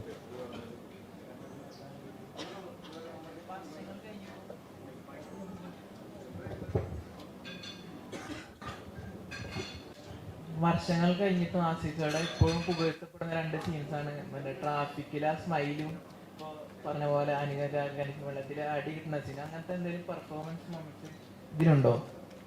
ഉണ്ട്, തീർച്ചയായിട്ടും. ആ ഈ പറയുന്ന കാർത്തിക് എന്ന് പറയുന്ന കഥാപാത്രം ഡിമാൻഡ് ചെയ്യുന്ന ഒരു തരത്തിലുള്ള പെർഫോമൻസസ് ഉണ്ട്. ഈ പറയുന്ന ഇതറിയോ, ഒരു ഡയറക്ടറുടെ കൈ കിട്ടുമ്പോൾ പൊട്ടൻഷ്യലുള്ള 2 ആർട്ടിസ്റ്റുകൾ, ഏത് ആർട്ടിസ്റ്റിനെ കൈ കിട്ടിയാലും നമുക്കത് ഉപയോഗപ്പെടുത്താൻ പറ്റിയില്ലെങ്കിൽ അത് മറ്റാർക്കും അതിൻ്റെ ഉത്തരവാദിത്തം ഷെയർ ചെയ്യാനും ഞാൻ ആഗ്രഹിക്കുന്നില്ല. അവരുപയോഗിക്കാൻ പറ്റിയിട്ടില്ലെങ്കിൽ അത് എൻ്റെ മാത്രം മിസ്റ്റേക്കാണ്. ഉപയോഗിച്ചിട്ടുണ്ടെങ്കിലും അതെൻ്റെ മാത്രം പ്ലസ് ആണ്. അത് എല്ലാ ഡയറക്ടേഴ്സിനും എല്ലാ റൈറ്റേഴ്സിനും അങ്ങനെ തന്നെയാണ്. പ്രത്യേകിച്ച് ഇവർ ചെയ്തിരിക്കുന്ന കഥാപാത്രങ്ങളെ കുറിച്ച് നമ്മൾ പറയാം. ഞാൻ നേരത്തെ പറഞ്ഞ പോലെ ആർക്കറിയാമോ ചെയ്തത് ബിജുവേട്ടനാണ്. അതേ ബിജുവേട്ടൻ തന്നെയാണ് ഓർഡിനറിയും വെള്ളിമുഖയും ചെയ്തത്. അപ്പുറത്ത് ശ്രീവാച്ചൻ കെട്ടിയുള്ളാണ് മാലാക ഷോൾഡർ ചെയ്യാൻ ഭയങ്കര ബുദ്ധിമുട്ടുള്ള കഥാപാത്രമാണ്, ഉയരയിലെ കഥാപാത്രം. അപ്പോൾ അത്രയും ഹൈ പൊട്ടൻഷ്യൽ ആയിട്ടുള്ള ആർട്ടിസ്റ്റുകളെ കിട്ടുമ്പോൾ ഏറ്റവും മനോഹരമായിട്ട് ഉപയോഗിക്കാൻ ശ്രമിച്ചിട്ടുണ്ട്. ബാക്കി നിങ്ങൾ കണ്ടിട്ട് പറയുന്നു. ഇപ്പോൾ നീമ്പോളിക്ക് ശ്രീനിവാസൻ എന്ന പോലെ എന്താണ് ജിസ്റ്റോയി ആണല്ലോ, ഒരു ഏത് സമയത്ത് ഒരു താങ്ങായിട്ട് വരും. അങ്ങനെ തോന്നുന്നുണ്ടോ? ഒരു കോംപ്ലിമെന്റ് അല്ലേ അത്? കോംപ്ലിമെന്റ് ആണ്, കോംപ്ലിമെന്റ് ആണ്. കറക്റ്റ് സമയത്താണല്ലോ വരുന്നത്. കറക്റ്റ് സമയത്ത് അങ്ങനെ പറഞ്ഞത് സിനിമ നന്നാവട്ടെ എന്നല്ലേ? സിനിമ നന്നാവട്ടെ, പക്ഷെ അതാ പറഞ്ഞേ, ഇത് കറക്റ്റ് സമയത്ത് കുറച്ച് ഫെയിലിയറിലെ സിറ്റുവേഷനിലോ കടന്നു പോകുന്ന സമയത്ത് ഒരു താങ്ങായി സപ്പോർട്ടായിട്ട് വരുന്നതാണ് അതാണ് ഞാൻ ഉദ്ദേശിച്ചത്. അങ്ങനെ തന്നെയല്ലേ? അതായത് അങ്ങനെയല്ല. ഞാൻ എപ്പോഴും ആസിഫിനെ എനിക്ക് താങ്ങായിട്ടാണ് എനിക്ക് തോന്നിയിട്ടുള്ളത്. കാരണം ബൈസൈക്കിൾ തീവ്സ് മുതൽ എത്രയോ ആർട്ടിസ്റ്റിനോട് കഥ പറഞ്ഞിട്ട് അവർക്ക് ആർക്കും മനസ്സിലാവാത്ത സിനിമയാണ് ആസിഫ് എനിക്ക് കൈ തന്നത്. അപ്പം അന്ന് മുതൽ എനിക്ക് നിങ്ങൾ പറയുന്നത് ഡിപ്ലോമസി കൊണ്ട് പറയുന്നതല്ല, തിരിച്ചാണ് തോന്നുന്നത്. 1.5 വർഷം കൂടുമ്പോഴെങ്കിലും ഒരു സിനിമ ചെയ്യാൻ ഇദ്ദേഹം ഉള്ളതുകൊണ്ട് പറ്റുന്നുണ്ട്.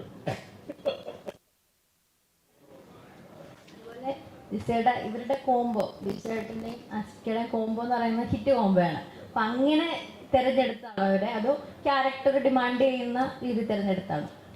ക്യാരക്ടർ ഡിമാൻഡ് ചെയ്യുന്നത് ഫസ്റ്റ്. പിന്നെ എനിക്ക് ഭയങ്കര ഇഷ്ടമുള്ള, ഇപ്പൊ ഞാൻ പറയട്ടെ, ഇപ്പൊ ലാൽ സാറിനെ എനിക്ക് ഭയങ്കര ഇഷ്ടമാണ്. ഞാൻ ഒരുപാട് പരസ്യങ്ങൾ അദ്ദേഹത്തെ വെച്ച് സംവിധാനം ചെയ്യാനായിട്ട് 50-55 പരസ്യങ്ങൾ സംവിധാനം ചെയ്യാനുള്ള ഭാഗ്യം ഉണ്ടായിട്ടുണ്ട്. പക്ഷെ സിനിമ ചെയ്യാൻ പറ്റിയിട്ടില്ല. അതുപോലെ ആഗ്രഹമുള്ള ഒരാളാണ് ബിജുവേട്ടൻ. ഞാനിപ്പോഴും ഓർക്കുന്നുണ്ട്, ഞാൻ ഓർഡിനറി എന്ന് പറയുന്ന സിനിമയിൽ ജിഷ്ണുവിന് വേണ്ടിയിട്ട് ഞാൻ ശബ്ദം കൊടുത്തത്. അപ്പോൾ അത് ഡബ് ചെയ്തുകൊണ്ടിരിക്കുമ്പോഴാണ് ആദ്യമായിട്ട് പാലക്കാട് ഭാഷ ഒരാൾ മനോഹരമായിട്ട് കൈകാര്യം ചെയ്യുന്നത്. കാരണം ഞാനൊരു ഡബ്ബിംഗ് ആർട്ടിസ്റ്റായിട്ട് തുടങ്ങിയാണ് 2000-ൽ. അപ്പോൾ എനിക്കറിയാം ഒരു ഡബ്ബിങ്ങിൽ ആർട്ടിഫിഷ്യൽ അല്ലാതെ ഒരു ആക്സെന്റ് പിടിക്കൽ എന്ത് ബുദ്ധിമുട്ടുള്ള കാര്യമാണ്. അങ്ങനെ ആക്സെന്റ് പിടിക്കുന്നതിൽ ഞാൻ കണ്ടിരിക്കുന്ന ഏറ്റവും വലിയ കില്ലാടി എന്ന് പറയുന്നത് മമ്മൂക്കയാണ്. അതിപ്പോൾ പറയേണ്ട ആവശ്യമില്ല. രാജമാണിക്യമാണെങ്കിലും പ്രാഞ്ചിയേട്ടനായിക്കോട്ടെ, നിങ്ങൾ ശ്രദ്ധിച്ചിട്ടുണ്ടാകാം രാപ്പകൽ എന്ന് പറയുന്ന സിനിമയിൽ അദ്ദേഹം പാലക്കാട് പിടിച്ചിരിക്കുന്നത്, ലൗഡ് സ്പീക്കർ വേഷം എന്ന് പറഞ്ഞ സിനിമയിൽ കോഴിക്കോട് പിടിച്ചിരിക്കുന്നത്. അത്രയും സട്ടിലായിട്ട് ഭാഷ പിടിക്കുന്ന ഒരാൾ നമ്മൾ എപ്പോഴും ഞെട്ടിയിരിക്കുന്ന മമ്മൂക്കയെ കണ്ടിട്ടാണ്. അതുപോലെ ഒരു ഞെട്ടലായിരുന്നു എനിക്ക് ഓർഡിനറി കണ്ടത്. കാരണം പാലക്കാട് ഭാഷ അത്രയും മനോഹരമായിട്ടാണ്. അപ്പോൾ അതിൻ്റെ ഞാൻ ഡബ് ചെയ്തതിൻ്റെ നെക്സ്റ്റ് ഡേ എനിക്ക് മുക്ത ചേച്ചിയെ വെച്ചിട്ട് ഒരു പരസ്യം ഉണ്ടായിരുന്നു. അപ്പോൾ ഞാൻ ചേച്ചിയോടാണ് ഞാൻ ആദ്യമായിട്ട് പറഞ്ഞത്, ചേച്ചി ബിജുവേട്ടൻ എനിക്ക് യാതൊരു പരിചയമില്ല, ചേച്ചി വീട്ടിൽ ചെല്ലുമ്പോൾ പറയണം ഞാൻ പടം കണ്ടു, അസ്സലായിരിക്കുന്നു, ചേട്ടൻ മനോഹരമായിട്ട് ഡബ് ചെയ്തിട്ടുണ്ട്, അത് അസ്സലായിട്ടുണ്ടെന്ന് പറയുന്നത്. അതുപോലെ തന്നെ ഇപ്പൊ ഡബിങ്ങിന്റെ കാര്യം പറഞ്ഞുകൊണ്ട് ചോദിക്കാണ്, പുഷ്പയുടെ ഡബിങ് വല്ലതും ആയോ? പുഷ്പ എനിക്ക് ജൂലൈയിലാണ് അവർ നമ്മളെ ബ്ലോക്ക് ചെയ്തിരിക്കുന്നത്, ഒരാഴ്ച ബ്ലോക്ക് ചെയ്തിട്ടുണ്ട് പുഷ്പ 2 ഡബിങ്ങിന് വേണ്ടിയിട്ട്. അത്രേ ഇപ്പം അറിയുള്ളൂ. അതിപ്പോ ഈ യങ് ആയിട്ടുള്ള ക്യാരക്ടേഴ്സ് ചെയ്യാൻ പറ്റുന്ന നമുക്കൊരു ടൈം സ്പാൻ ഉണ്ടല്ലോ. അപ്പോൾ അത് ഇപ്പൊ നോക്കുമ്പോൾ അസിഫിക്ക് കുറച്ചുകൂടി കൂടുതലാണെന്ന് തോന്നിയിട്ടുണ്ട്. ഇപ്പൊ സോൾട്ട് ആൻഡ് പെപ്പർ തൊട്ടിട്ട് ഇപ്പൊ തലവൻ വരെയും അത് ഒരു ചോയ്സ് ആണോ? അത് എപ്പോഴും അങ്ങനെ ശരീരം കൊണ്ടിരിക്കുക, അതൊരു കോൺഷ്യസ് എഫേർട്ടായിട്ട് എടുത്തിട്ടുണ്ടോ എപ്പോഴും? ഇല്ല, എൻ്റെ അടുത്തേക്ക് വരുന്ന ക്യാരക്ടേഴ്സ് അങ്ങനെയുള്ളതായതുകൊണ്ടാണ്. ഞാനായിട്ടൊരു കോൺഷ്യസ് എഫേർട്ട് അതിനു വേണ്ടി ഇട്ടിട്ടില്ല. എന്നാലും ഈ പറഞ്ഞ പോലെ യങ്ങായിട്ട് ഇരിക്കുമ്പോൾ മാക്സിമം യങ്സ്റ്റർ കഥാപാത്രങ്ങൾ ചെയ്യണം എന്നുള്ളൊരു ആഗ്രഹമുണ്ട്. വർഷങ്ങൾക്ക് ശേഷം എന്ന് പറയുന്ന സിനിമയിൽ ഒരു ഗസ്റ്റ് റോൾ ചെയ്തിരുന്നു. അതിൻ്റെ അകത്താണ് അങ്ങനെ കുറച്ച് ഏജ്ഡ് ആയിട്ടുള്ളൊരു ലുക്കിൽ ഞാൻ ട്രൈ ചെയ്തത്. അപ്പം ഉറപ്പായിട്ടും അങ്ങനെ വന്നാൽ ഇപ്പം ഈ കുറ്റവും ശിക്ഷയും ചെയ്യുന്ന സമയത്തും സാജൻ എന്ന് പറഞ്ഞ ആൾ എനിക്ക് തോന്നുന്നത് എൻ്റെ ആക്ഷൻ പ്രായത്തിനേക്കാളൊക്കെ കുറെ കൂടെ മെച്ചുവേർഡ് ആയിട്ടുള്ള ഒരു ക്യാരക്ടറായിരുന്നു. അപ്പം ഞാൻ ബോധപൂർവം അങ്ങനെ ചൂസ് ചെയ്യാറില്ല. പക്ഷെ എൻ്റെ അടുത്തേക്ക് വരുന്നതിൽ കൂടുതൽ എന്നെ അട്രാക്ട് ചെയ്യാറുള്ളത് എനിക്ക് തോന്നുന്നത് യങ്സ്റ്റർ ക്യാരക്ടേഴ്സ് തന്നെയാണ്. പിന്നെ ഈ ന്യൂ ജനറേഷൻ ലേബൽ ഒന്ന് പൊളിക്കണം എന്നുള്ളൊരു ആഗ്രഹം ഉള്ളത് കൊണ്ടാണ് ഹണിബി, കിളിപോയി പോലുള്ള സിനിമകൾ പിന്നെ ഒരു ഗ്യാപ്പ് വന്നത്. അപ്പോൾ അതിലേക്ക് തിരിച്ചു പോകാനുള്ള ശ്രമത്തിലാണ്. ഈ നമ്മുടെ എല്ലാവരും വലിയ പ്രതീക്ഷയോട് കൂടി കണ്ടുവെക്കുന്ന സിനിമയാണ് രോഹിത്തിന്റെ പോസ്റ്റർ ഭയങ്കര വൈറലായിരുന്നു. മലയാളത്തിൽ അങ്ങനെ 6 പാക്ക് ഒക്കെ പോലുള്ള ഒരു ആൾ അത് കുറച്ച് റയർ. ഡെൻവർ എപ്പോഴും ഓണായിരിക്കും, ടിക്കറ്റൊക്കെ എപ്പോഴും ഓണാവും. ഇപ്പൊ എനിക്കൊരു കംപ്ലീറ്റ് റിക്കവറി പറഞ്ഞിരിക്കുന്നത് 9 months ആണ്. ആ ഷൂട്ടിനിടയിൽ എനിക്കൊരു ആക്സിഡന്റ് ആയി. അപ്പം അതിനുശേഷം എനിക്ക് തോന്നുന്നൊരു സെപ്റ്റംബറോട് കൂടി ജോയിൻ ചെയ്യാനുള്ളൊരു പരുവത്തിലേക്ക് എത്തും. കാര്യം ആ സിനിമ ഒരു ഫുൾ കോൺഫിഡൻസിൽ ചെയ്യേണ്ട ഒരു സിനിമയാണ്. ഞാൻ ഇതുവരെ ചെയ്തതിൽ ഏറ്റവും വലിയ സിനിമയാണ്. ഒരു ത്രൂ ഔട്ട് ആക്ഷൻ വരുന്ന ഒരു പക്ക തിയേറ്റർ എലമെന്റ്സ് ഉള്ളൊരു കൊമേഴ്ഷ്യൽ സിനിമയാണ്. അപ്പോൾ അതൊരു കോംപ്രമൈസ് ഇല്ലാതെ തന്നെ ചെയ്യണം എന്നുണ്ട്. അപ്പോൾ ഞാൻ ഫിസിക്കലി ഫിറ്റ് ആവണം അതിന്. അപ്പോൾ അതിനുള്ളൊരു എഫേർട്ട് ഞാൻ എൻ്റെ ലൈഫിൽ ഏറ്റവും നല്ല ഷേപ്പിൽ ഇരിക്കുമ്പോഴാണ് എനിക്ക് ആക്സിഡന്റ് പറ്റിയത്. പിന്നെ അതെല്ലാം ഒലിച്ചു പോയി. ഇപ്പൊ രണ്ടാമത് ഞാൻ സെറ്റ് ചെയ്തുകൊണ്ടിരിക്കുകയാണ്. ലണ്ടൻ സ്റ്റുഡിയോസിന്റെ പ്രൊഡ്യൂസറിന്റെ അടുത്താണ്. ആക്ച്വലി ബിസിനസ്സുകൾ എന്നുള്ള വിധത്തിൽ എടുത്തു നോക്കുകയാണെങ്കിൽ ഏറ്റവും അധികം സക്സസ് പെർസെൻറ്റേജ് കുറവുള്ള ഒരു കാര്യമാണ് സിനിമ. എന്നിട്ട് നമ്മൾ സിനിമ ചെയ്യണമെങ്കിൽ അത് ആ പാഷൻ വേണം, ഇഷ്ടം വേണം. അപ്പോൾ ആദ്യ ഈ സിനിമ പ്രൊഡ്യൂസ് ചെയ്തേക്കാം ആ ഒരു ഐഡിയ അത് തലവന്റെ സംഘടനയോടുള്ള ഇഷ്ടം കൊണ്ടാണ്. അല്ല, അതൊരിക്കലും അല്ല. കാരണം ലണ്ടൻ ബേസ് ചെയ്താണ് ഒരു ഒട്ടുമിക്ക മലയാള പടങ്ങളുടെയും ഭാഗമായിട്ട് പ്രവർത്തിക്കാൻ ഇതിനു മുമ്പ് എനിക്ക് സാധിച്ചിട്ടുണ്ട്. അപ്പോൾ അറിയാം. അതുപോലെ അങ്ങനെ ഒരു പ്രൊജക്റ്റ് വന്നപ്പോൾ ഇതിനു മുമ്പ് പല പ്രൊജക്റ്റും ഞങ്ങൾ ട്രൈ ചെയ്തു, പക്ഷെ നടന്നില്ല. ഇതിങ്ങനെ ഒരു പ്രൊജക്റ്റ് ഓണായി വന്നപ്പോൾ പെട്ടെന്ന് സ്റ്റാർട്ട് ചെയ്തു.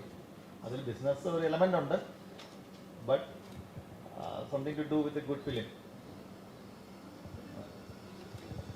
ബിജേട്ടാ, കുറച്ചും പേര് പറഞ്ഞ പോലെ അല്ലെ പ്രേക്ഷകരെ ഞെട്ടിക്കുന്ന ആർക്കറിയാം സിനിമയിലെ കഥാപാത്രം പോലെ അല്ലെങ്കിൽ റീസെൻ്റായിട്ട് പ്രേക്ഷകർ ഏറ്റവും കൂടി ഞെട്ടിയ ഗരുഡലിലെ ആ കഥാപാത്രമുണ്ട്. അപ്പം സുരേഷേട്ടനായിട്ട് പോലീസ് സ്റ്റേഷൻ നടക്കുന്ന ചേട്ടൻ സൈക്കോ മോഡിലേക്ക് പോകുന്ന ട്രാൻസ്ഫോർമേഷൻ ഉണ്ട്. പ്രേക്ഷകരെ ഏറ്റവും കൂടി ഞെട്ടിച്ച തലവനിൽ അതേപോലെ പ്രേക്ഷകർ ഞെട്ടിക്കുന്ന ഒരു കഥാപാത്രമാണോ? മാത്രമായിട്ടല്ല, തലവൻ ഒരു നല്ലൊരു ഫയറുള്ളൊരു സ്റ്റോറിയാണ് ആക്ച്വലി. പിന്നെ അതിലത്തെ സീൻസ് എല്ലാം നല്ല ഇൻവെസ്റ്റിഗേഷനായിട്ട് കണക്റ്റഡ് ആണ്. പിന്നെ സ്റ്റേഷനിലുള്ള 2 പേര് ഇൻവോൾവ് ആണ്. ഒരു കൂടുതൽ പറയാൻ പറ്റില്ല. അപ്പോൾ അതിൻ്റെ ഒരു ഫയറുണ്ട്. ഓരോ സീൻ ടു സീൻ പോകും തോറും. കാരണം ഓൾമോസ്റ്റ് നമ്മൾ ഓർഡറിലാണ് ഷൂട്ട് ചെയ്തിട്ടുള്ളത്. അതിൻ്റെ ഒരു ഗ്രാഫും പേസും ഒക്കെ ഫിലിമിനുണ്ട്. നമുക്ക് അഭിനയിച്ചുകൊണ്ട് വരുമ്പോൾ സ്ക്രിപ്റ്റുള്ളതിനേക്കാൾ എനിക്ക് തോന്നുന്നു ഒരുപാട് ഈ നമ്മൾ പെർഫോം ചെയ്ത് വരുന്നതിനനുസരിച്ച് ഇംപ്രൂവൈസ് ചെയ്തിട്ട് ഡയലോഗ്സും അതിൻ്റെ ഒരു ടെമ്പോ ഏരിയയിലൊക്കെ നന്നായിട്ട് മാറ്റി. കാരണം ഓരോ സീനിനും ആവശ്യമില്ലാത്തൊരു സീൻ ഈ മൂവിയിലില്ല. ഓരോ സീനും അടുത്ത എന്താണെന്ന് അറിയാണ്ട് ഒരു ആകാംക്ഷ നിങ്ങൾ കൊണ്ടുപോകുന്ന രീതി. അങ്ങനത്തെ ഒരു പെർഫോമൻസാണ്. എല്ലാ സീനും പെർഫോം ചെയ്യേണ്ട സീൻസ് തന്നെയാണ്. ലൈഫ് സീൻസ് വളരെ കുറവാണ് ആക്ച്വലി സിനിമയിൽ. എല്ലാ സീൻസിലും അങ്ങനെ ഒരു ആകാംക്ഷ ഉണ്ട് എന്ന് പറഞ്ഞു. അപ്പൊ കഥ പറയുമ്പോൾ അടുത്ത് എന്താണെന്ന് അറിയാനുള്ള ഒരു ആകാംക്ഷ ബിജേട്ടനുണ്ടായിരുന്നു? തീർച്ചയായിട്ടും. അതുകൊണ്ടാണ് ഒരു 2.5 മണിക്കൂർ ഇരുന്ന് ഫുൾ അത് കേട്ടതിൻ്റെ കാര്യം. ഒരു സീൻ ടു സീൻ പോകുമ്പോൾ നമുക്കടുത്ത് കേൾക്കാൻ തോന്നുന്നതാണെന്ന് അറിയാം. കഥ പറയുമ്പോൾ തന്നെ ഉണ്ടായിരുന്നു. അതിനൊക്കെ ഒരുപടി മോഡിലാണ് ചിത്രീകരിച്ചത്.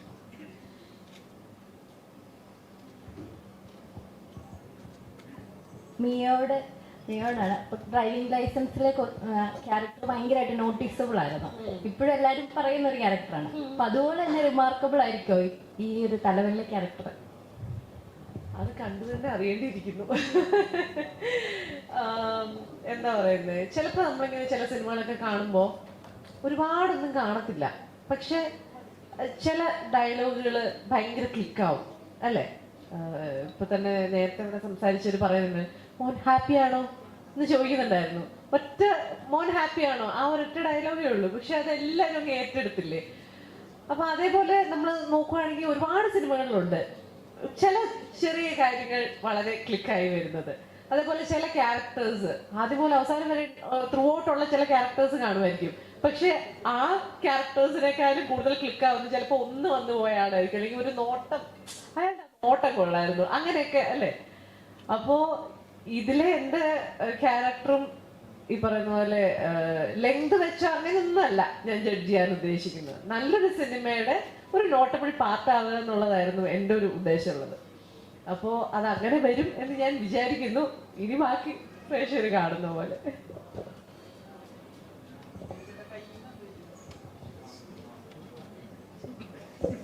ഇവിടെ മുരുകദോസിന്റെ ശിവകാർത്തിനോടൊപ്പം ഒരു തമിഴ് സിനിമ ചെയ്തുകൊണ്ടിരിക്കുകയാണ്. വലിയ ആക്ഷൻ സീക്വൻസുകളൊക്കെ ഉള്ളത്.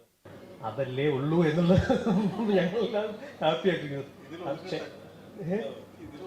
അതെ അതെ അതെ അതെ. ചെന്നൈയിൽ നിന്ന് വിഷൻ ഷൂട്ടിനിടയ്ക്ക് നിന്നാണ് വന്നത്. അവിടെ മുരുകദോസ് സാറിന്റെ ശിവകാർത്തികേയൻ അഭിനയിക്കുന്ന സിനിമയിൽ വിചേട്ടനാണ് പ്രധാന വേഷം ചെയ്യുന്നത്. അപ്പോൾ അവിടെ നിന്നാണ് അദ്ദേഹം വന്നത്. വലിയ ഫൈറ്റ് സീക്വൻസുകളൊക്കെയാണ് അവിടെ നടക്കുന്നതെന്നൊക്കെയാണ് പറഞ്ഞത്.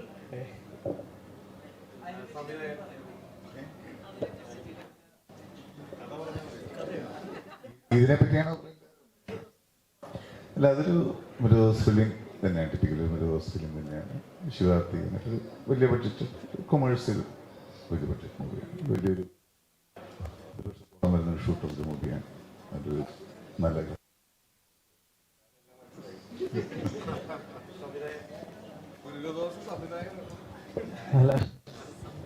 സംവിധായകനാണ്.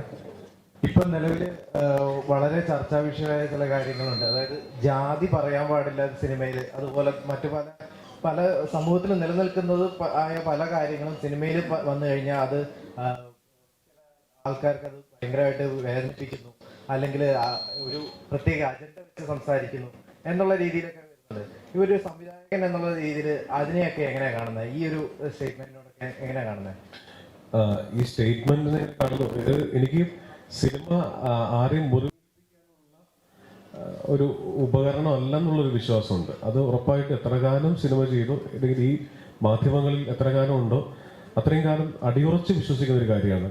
ഒരു സമൂഹത്തെയും പ്രത്യേകിച്ച് മതസമൂഹത്തെ ഒരു കാരണവശാലും പ്രഖ്യാനുള്ള മുറിവേൽപ്പിക്കാനുള്ള ഉപാധിയല്ല ഏറ്റവും പവർഫുൾ ആയിട്ടുള്ള മീഡിയം എന്ന് പറയുന്ന സിനിമ. കാരണം ഈ ലോകത്തെല്ലാം നഷ്ടപ്പെട്ടിരിക്കുമ്പോഴും ദൈവമേ എന്ന് വിശ്വസിച്ച് ഒരു മതത്തിൽ വിശ്വസിച്ച് ഒരു ബിലീഫിൽ പോകുന്ന ആൾക്കാരുണ്ട്. അവരുടെ കോൺഫിഡൻസ് കളയുന്ന ഒരു പരിപാടി എനിക്ക് സപ്പോർട്ട് ചെയ്യാൻ പറ്റുന്നതല്ല. പിന്നെ നമ്മളിവിടെ ഈ നാട്ടിൽ ജീവിക്കുമ്പോൾ ഈ നാടിൻ്റെ നിയമങ്ങളുണ്ട്.